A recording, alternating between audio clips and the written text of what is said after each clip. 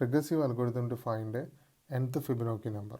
Okay, hope all of you know the first Fibonacci number is 1, the second Fibonacci number is also 1, the third Fibonacci number is 2, that is 1 plus 1, 2, and the fourth Fibonacci number is 3, 2 plus 1, and the fifth Fibonacci number is 5, sixth Fibonacci number is 8, like that it is going.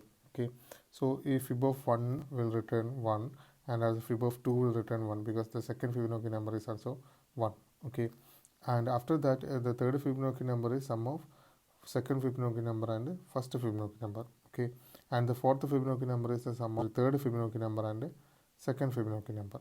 Okay, so general we can write it will return fib of n minus 1 plus fib of n minus 2.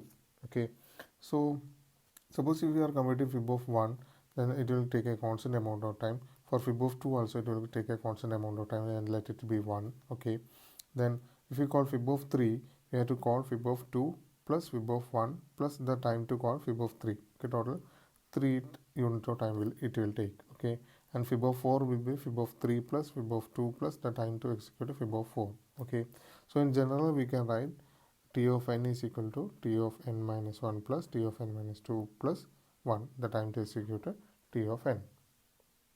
Okay, so this is the recurrence equation of Fibonacci algorithm to compute or to find the nth Fibonacci number.